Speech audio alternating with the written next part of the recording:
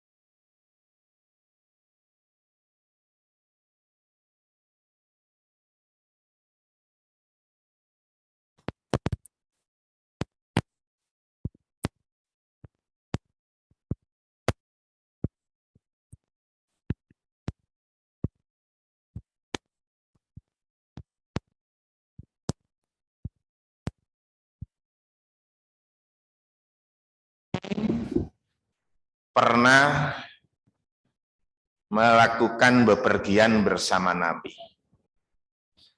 Sehingga ketika kami ada di Baidah atau di tempat peristirahatan tentara, tiba-tiba kalungku, kata Aisyah, itu hilang.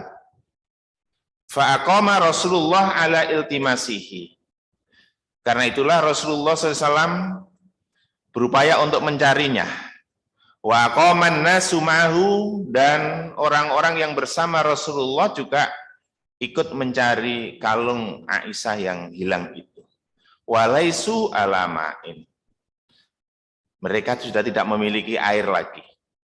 Fa'atan nasu ila Abi Bakrin as-Siddiq. Maka sebagian orang datang atau menemui Abu Bakar as-Siddiq, faqalu ala taroma sona'at Aisyah. Mereka berkata kepada Abu Bakar as-Siddiq, lihatlah, ya kira-kira gitu, lihatlah apa yang dilakukan oleh Aisyah. Aqamat bi Rasulillah sallallahu alaihi wasallam wan nas walaisu alama'in. Ya, mereka Aisyah telah menyibukkan Rasulullah dan orang-orang untuk mencari kalungnya. Dan mereka sekarang ini tidak memiliki air. Walaisa ma'ahum ma'un. Mereka juga tidak membawa air. Faja Abu Bakar wa Rasulullah SAW wadi'un ra'sahu ala fakhdihi qatnama. Ketika Abu Bakar dilapori begitu, maka Abu Bakar kemudian mendatangi putrinya Aisyah. Dan di saat Rasulullah SAW mendatangi Aisyah itu, Rasulullah sedang meletakkan kepalanya di pupunya Aisyah. Qad nama, Nabi sedang tidur. Jadi tidur di pangkuan Aisyah. Faqala habasti Rasulullah wan nasa wa laisu ala ma'in. Aisyah kata Abu Bakar, ini kamu ini, ya kira-kira begitu dimarahi. Kamu ini telah menahan Rasulullah dan menahan orang-orang karena menyibukkan mereka untuk mencari kalungmu. Sementara mereka ini tidak memiliki air dan tidak membawa air. Faqalat Aisyah, maka Aisyah kemudian berkata, fa'atabani Abu Bakr. Maka ayahku Abu Bakar terus memarahiku. Wa qala masya Allahu ayyakulah. Dan Abu Bakar terus mengucapkan kata-kata Masya Allah, ya kira-kira sesuai dengan kehendak Allah. Maksudnya terus-menerus memarahi Aisyah. Wa ja'ala yat'ununi biyadihi fi khosirati. Dan Abu Bakar menusukkan tangannya di lambungku, ya mungkin di ya ditutul-tutul begitu, ya. Fala yamna'uni minat taharruki illa makanu Rasulillahi ala fakhidi. Dan kata Aisyah, aku tidak bisa bergerak apa-apa karena Rasulullah SAW ada di pupuku, ada di pangkuanku. Jadi meskipun ditekan-tekan oleh Abu Bakar, ya begitu, karena Abu Bakar marah begitu kira-kira ya. Lalu kemudian ya tidak bergerak apa-apa. Kenapa? Karena Rasulullah berada di pangkuannya. Faqama Rasulullah sallallahu alaihi wasallam hina asbaha ala ghairi ma'in. Maka tatkala Rasulullah bangun di pagi hari tanpa ada air, fa anjalallahu ayat tayammum. Maka Allah menurunkan ayat tayammum, fatayammamu. Maka mereka semua kemudian bertayamum. Faqala Usaid bin Khudair. Maka Usaid bin Khudair berkata, ma hiya bi awali barokatikum ya Ali Abi Bakrin. Nah, tidak lain ini wahai Aisyah adalah keberkahanmu wahai keluarga Abu Bakar. Qala fa ba'asnal ba'ira alladhi kuntu alaihi fa asabnal ikda tahtahu. Lalu kemudian kami berangkat, itu kata Usaid. Kami berangkat, ternyata kalung yang hilang itu ada di bawah unta yang kami tunggangi. Nah, jadi ternyata tadi karena untanya beristirahat itu, nah, ternyata kalungnya itu ada di bawah unta itu, sehingga ketika ini sekarang mau berangkat, kemudian untanya dibangunkan, untanya berdiri, baru ternyata kalungnya ada di bawah unta tadi. Hadirin sekalian yang dirahmati oleh Allah, hadis ini sebenarnya membicarakan tentang latar belakang atau asbabun nuzul ayat tentang tayammum. Fatayammamu sha'idan thayyiba famsahu biwujuhikum wa aydikum. Jadi ayat ini turun berkaitan dengan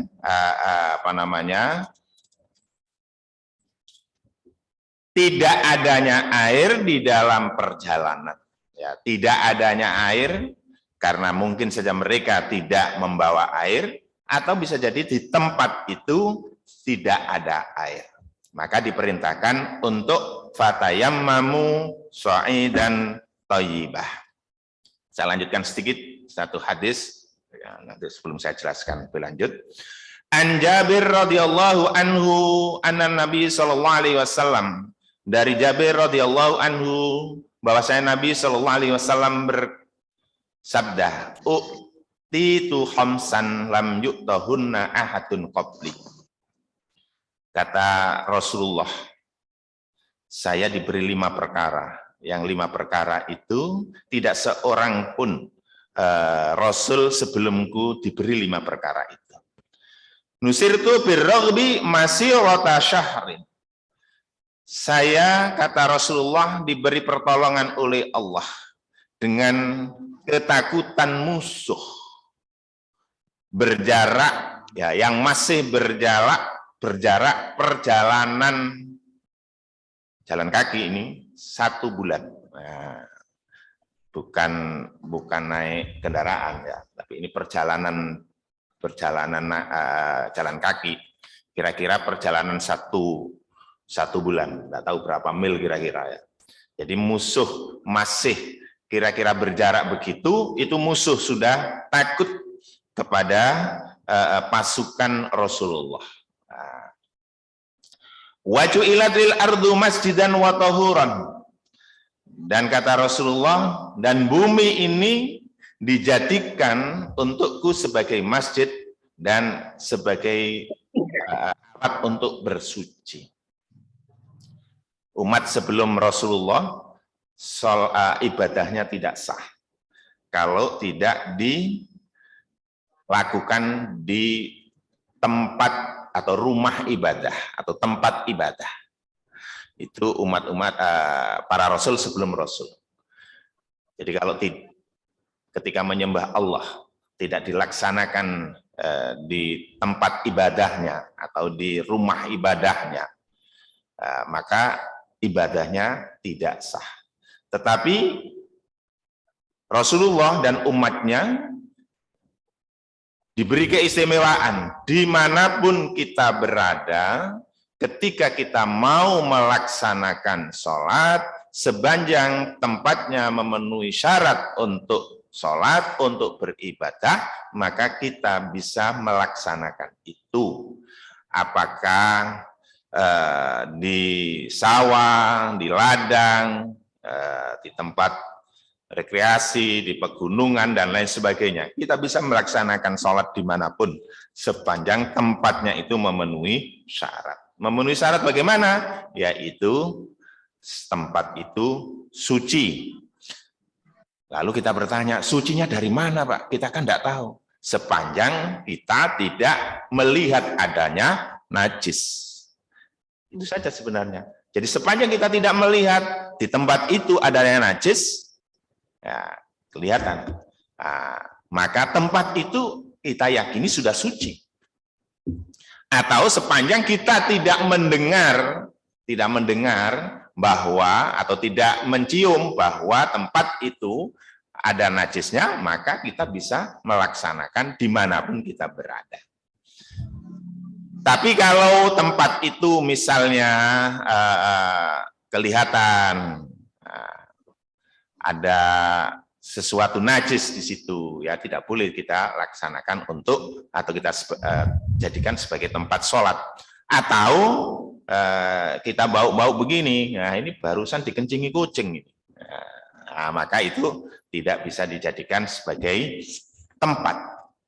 Nah, tetapi sepanjang tempat itu, tempat yang ada di muka bumi ini tidak terlihat, tidak tercium, dan tidak terdengar orang bercerita di situ ada najis, maka sepanjang itu pula kita bisa menjadikan tempat itu sebagai tempat untuk beribadah. Waju'ilat lil ardu masjidan wa tahuran.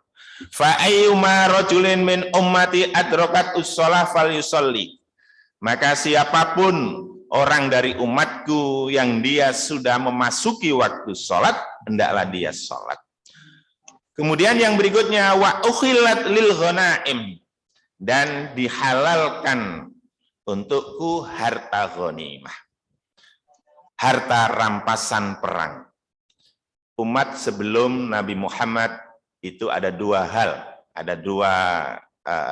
dua hal. Satu, mereka tidak boleh berperang.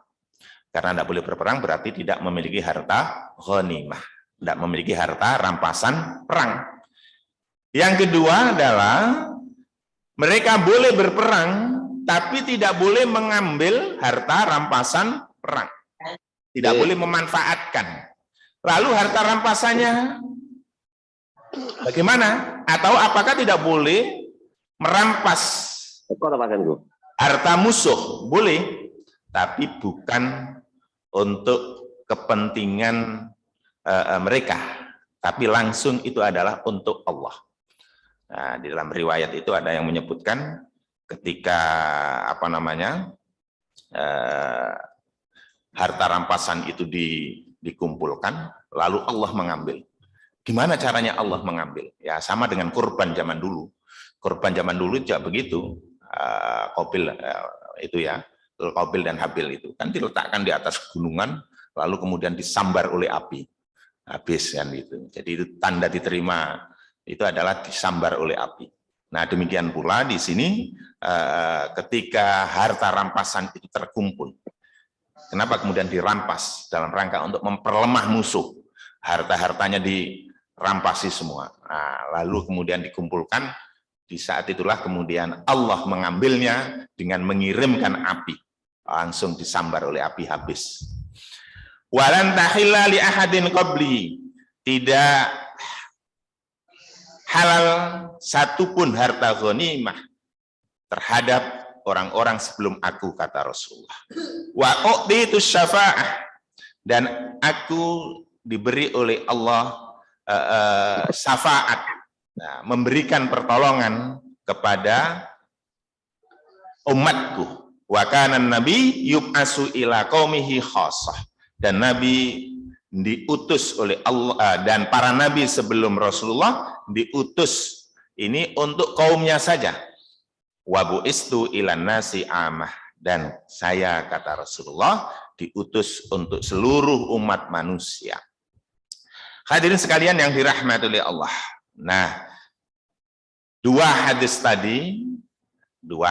yang sudah saya baca tadi sebenarnya menjelaskan sesuai dengan tema yang ada di sini, yaitu Kitabut Tayammum, menjelaskan tentang tayamum, bahwa tayamum itu adalah salah satu di antara nikmat-nikmat Allah yang diberikan khusus kepada umat ini, umatnya Nabi Muhammad, termasuk kita sebagai umat Muhammad. Nah, tetapi kemudian menjadi perdebatan itu adalah apakah tayamum itu, kalau yang jelas tayamum itu memang badal pengganti dari menggunakan air ketika kita bersuci. Tapi yang kemudian menjadi pertanyaan adalah apakah badal mutlak atau badal daruri. Perbedaan ini nanti membawa efek. Nah, efek. Apa itu yang dimaksud dengan badal mutlak? Badal mutlak itu berarti dia telah menggantikan terhadap air dalam rangka untuk bersuci. Meskipun nanti badal mutlak itu nanti ada dua nanti itu. Ya. Badal mutlak tapi tidak bisa menghilangkan hadas. Yang kedua adalah badal mutlak tapi badal mutlak itu artinya bisa menggantikan air, ya, menggantikan air, sehingga orang kalau menggunakan tanah ketika bertayamum, maka dia sudah suci, ya, suci. Itu badal mutlak. Sudah raf'ul hadas, sudah hadasnya hilang dengan kita untuk bertayamum. Nah, itu kalau badal mutlak. Hanya nanti badal mutlak itu ada dua, badal mutlak selamanya dan badal mutlak muakkad. Nah, ada batasan waktu. Ya, batasan waktu. Tidak seperti tidak seperti orang menggunakan air. Karena menggunakan air kan sudah hilanglah hadasnya selamanya, sepanjang tidak muncul hadas lagi. Jadi sepanjang orang tidak berhadas, maka ketika seseorang berwudu menggunakan air itu atau mandi, maka hadas ini hilang dari tubuh orang itu sepanjang tidak muncul hadas lagi. Meskipun sehari, 2 hari kalau dia tidak tidur, dia tidur lalu kemudian tidak keluar angin dan sebagainya, ya hal-hal yang membatalkan wudhu misalnya, sepanjang tidak itu ya tetap dia tidak berhadas. Tetapi yang kedua adalah badal muakkad, badal mutlak tapi muakkad. Bisa menghilangkan hadas, tetapi terbatasi oleh waktu. Terbatasi oleh waktu, tidak selamanya. Walaupun dia tidak berhadas, tapi kalau waktunya habis, maka ya habis. Apa di antara waktunya habis? Yaitu tatkala orang ini mendapati air. Nah, jadi tatkala orang ini mendapati air, maka dia batal sudah. Nah, batal. Jadi kalau ada orang tayamum, ya sementara dia tidak berhadas, tidak apa, lalu kemudian ketemu air, air yang cukup untuk wudhu itu, maka batallah tayamumnya. Karena batal tayamumnya, maka dia harus tayamum lagi kalau tidak ada air, ya setelah itu perjalanan misalnya begitu, airnya sudah habis lagi, tidak bisa, maka dia harus tayamum lagi kalau mau beribadah. Kenapa? Karena sudah waktunya sudah habis, yang ditandai dengan ada ketemu air tadi. Nah, itu kalau badal mutlak. Tapi kalau badal dori bagaimana? Bagi sebagian ulama mengatakan tayamum itu tidak raf'ul hadas. Tayamum itu tidak menghilangkan hadas. Tapi tayamum itu hanya karena tayamum itu badrul dzaruri, ya, mengganti dalam keadaan darurat, maka dia tidak hilang hadasnya. Jadi ketika seseorang mau sholat, mencari air tidak ketemu, lalu kemudian tayamum, maka tayamum itu tidak menghilangkan hadas, tapi tayamum itu hanya membolehkan seseorang untuk melaksanakan ibadah yang membutuhkan kesucian di saat darurat. Nah, saya ulangi lagi, jadi bedanya begitu. Jadi interpretasinya sudah beda lagi. Jadi tayamum itu hanya membolehkan seseorang untuk melaksanakan ibadah dalam kondisi berhadas karena darurat. Jadi tidak hilang, hadasnya tidak hilang, nah, tetap berhadas. Apa konsekuensinya? Konsekuensinya adalah satu, tayamum hanya bisa dilaksanakan pada saat sudah masuk waktu. Sebelum masuk waktu tidak boleh tayamum. Atau seandainya orang tayamum tidak sah untuk melaksanakan sholat itu karena belum masuk waktu. Nah, kenapa kok begitu? Karena darurat itu ketika sudah masuk waktu, tidak ada air, maka barulah boleh menggunakan tayamum. Nah, itu namanya darurat. Wong belum waktunya kok sudah tayamum, belum darurat. Jadi belum masuk waktu, itu belum kondisi darurat. Namanya kondisi darurat itu pada saat sudah masuk waktu. Sudah masuk waktu, cari, nggak ada air. Itu yang pertama. Yang kedua, ada konsekuensi pula bahwa tayamum karena tidak raf'ul hadas, tidak menghilangkan hadas, maka kadang-kadang kemudian orang ini harus tayamum setiap kali mau sholat. Nah, saya kira semua orang pandangannya sama ya, bahwa kalau mau sholat itu kemudian tayamum, ya, kalau sudah masuk waktu saya sudah paham itu waktu itu ya. Tetapi yang saya baru tahu itu tatkala dengan kawan saya ini. Jadi saya dengan kawan saya ini melaksanakan sholat jamak ya pada waktu di atas pesawat, sholat jamak duhur sama asar. Nah, lalu kita tayamum. Lalu setelah sholat duhur, lalu kemudian kita lanjut untuk sholat asar. Tapi kawan saya bentar, nah, malah tanya kepada saya, kok sampai enggak tayamum lagi? Lah memang kenapa kemudian? Loh kan orang mau tayamum itu hanya berlaku untuk satu ibadah. Sehingga dia kalau mau masuk lagi untuk ibadah berikutnya, dia harus tayamum lagi. Nah, akhirnya dia mengambil tayamum lagi. Kalau saya bilang begini, lah kenapa harus mengambil lagi? Kan kondisi saya masih dalam keadaan suci. Nah, dalam keadaan suci, saya barusan dari tadi tayamum. Nah, jamaah sekalian yang dirahmati oleh Allah, ternyata saya temukan di sini bahwa tayamum itu tadi itu ada yang menyebut badlul mutlak, ada yang menyebut badlul doruri. Badlul mutlak berarti dia bisa menggantikan wudhu secara mutlak, dan karena itu sepanjang dia tidak berhadas maka dalam keadaan suci. Dan yang kedua adalah sepanjang tidak ketemu air. Tapi kalau badlul doruri berarti bahwa tayamum itu hanya bisa digunakan untuk satu kali karena dalam keadaan darurat. Ya, dalam keadaan darurat. Sehingga tidak raf'ul hadas, tidak menghilangkan hadas. Nah, hanya membolehkan. Jadi loh, kalau tidak tidak hilang hadasnya, kok boleh Pak sholat Pak? Padahal dia dalam keadaan berhadas. Nah, di dalam pandangan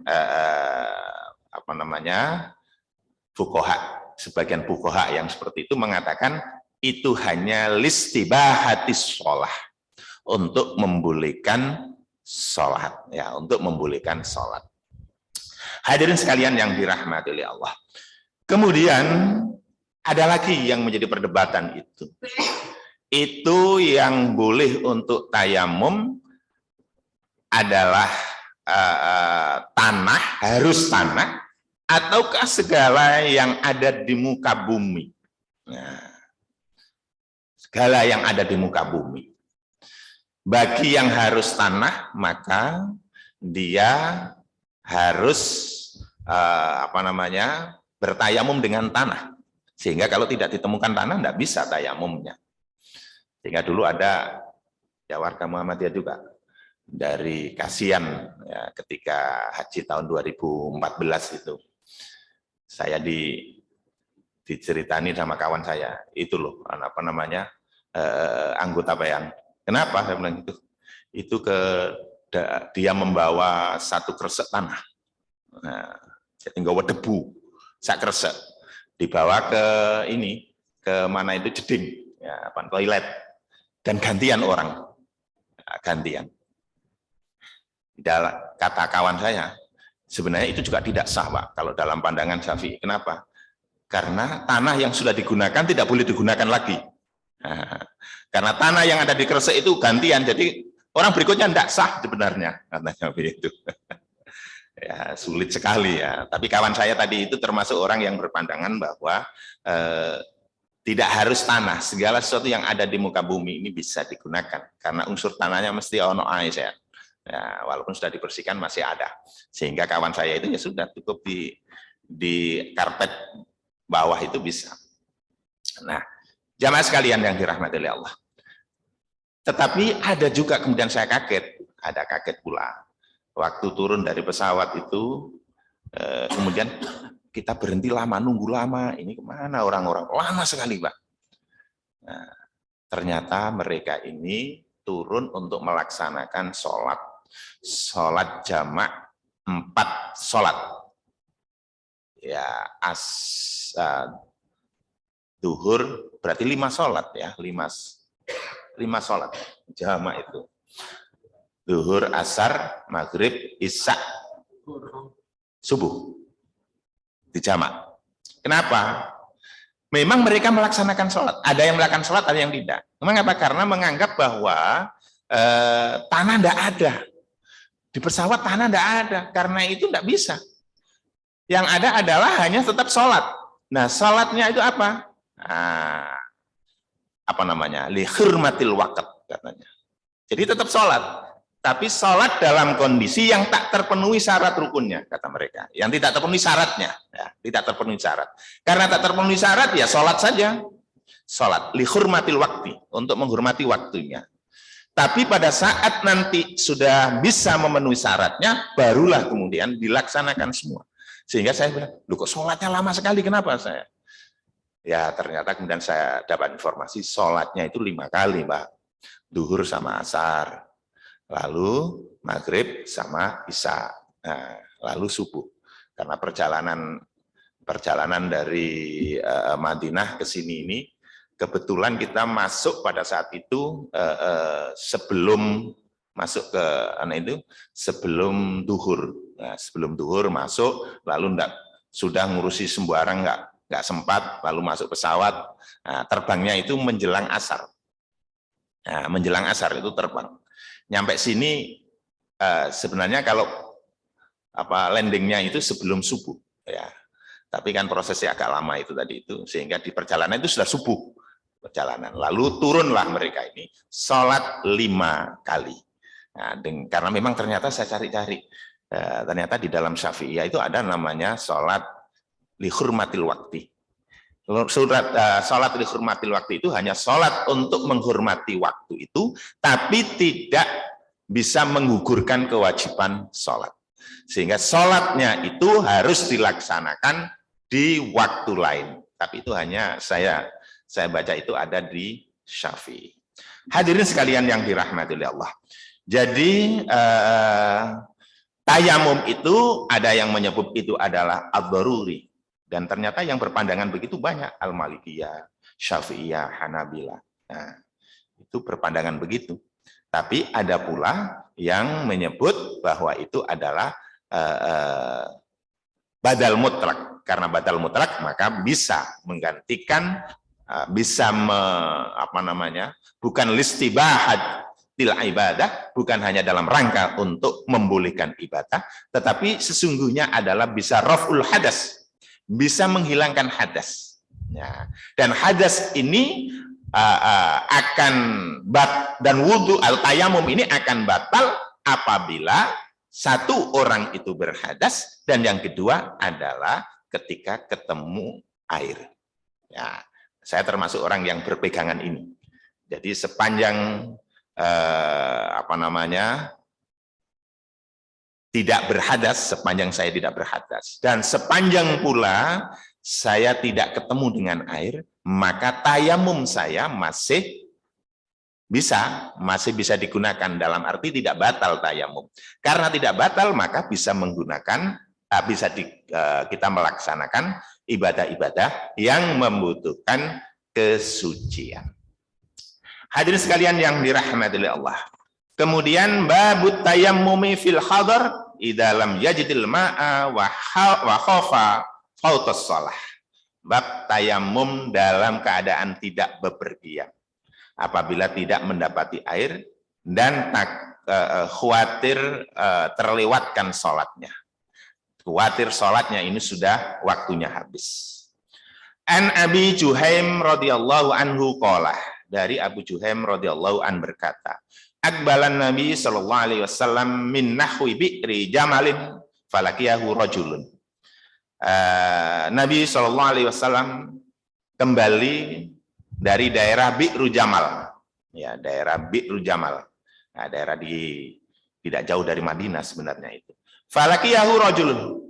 Maka ada orang yang kemudian ketemu dengan Nabi, menemui Nabi. Tidak lain adalah periwayat hadis ini, yaitu Abu Juhaim. Fasallama alaihi, lalu Rasulullah SAW mengucapkan salam kepadanya. Falam yarudda alaihi Nabi, lalu Nabi SAW tidak menjawab salamnya. Hatta akbala alal jidar, sampai kemudian Nabi ini menghadap ke tembok. Famasaha biwajhihi wajadaihi, lalu setelah menghadap tembok sambil menempelkan tangannya itu di tembok itu, lalu kemudian Rasulullah mengusap wajah dan kedua tangannya, summa radda alaihi salam, setelah itu baru menjawab salamnya orang itu tadi, salamnya Abu Juhaim. Jadi di Bi'ru Jamal. Bi'ru Jamal itu tidak jauh dari Madinah. Artinya berarti Nabi dalam posisi ada tidak bepergian, ya, ada di dekat Madinah itu saja. Ya. Jadi tidak posisi bepergian. Ya, karena tidak posisi bepergian, ya, Jadi fil hadar ya, fil hadar. Hadirin sekalian yang dirahmati oleh Allah. Jadi meskipun seseorang tidak dalam bepergian, ada di tempat kediamannya, tapi kalau tidak ada air yang cukup untuk wudhu, ada sih air tapi hanya untuk masak. Nah, ada air tapi hanya untuk minum misalnya. Maka boleh seseorang itu bertayamum. Atau boleh seseorang ini ada air tapi tidak boleh menggunakan air karena misalnya sakit, ya, maka boleh seseorang untuk bertayamum. Dan kalau kita perhatikan di dalam hadis ini bahwa Nabi menghadap ke ini apa namanya tembok.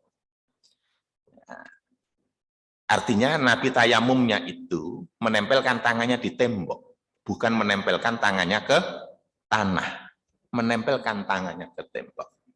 Inilah mengapa kemudian kata Syai dan memang bisa dimaknai sebagai segala sesuatu yang ada, yang muncul di muka bumi.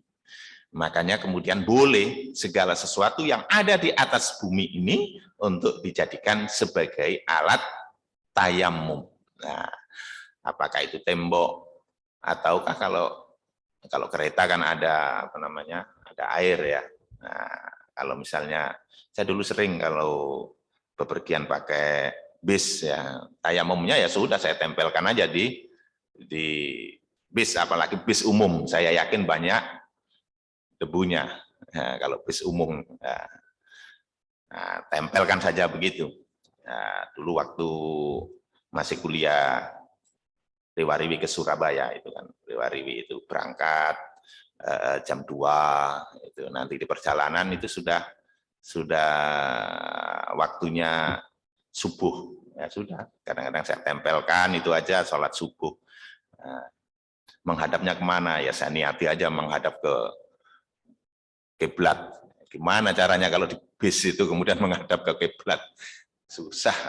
Nah, kalau di kereta masih bisa, nyerong-nyerong dikit masih bisa. Ya, tapi kalau di bis nyerong kemana? Bis itu mepet-mepet. Nah, hadirin sekalian yang dirahmati oleh Allah, ini sebagian dari hadis-hadis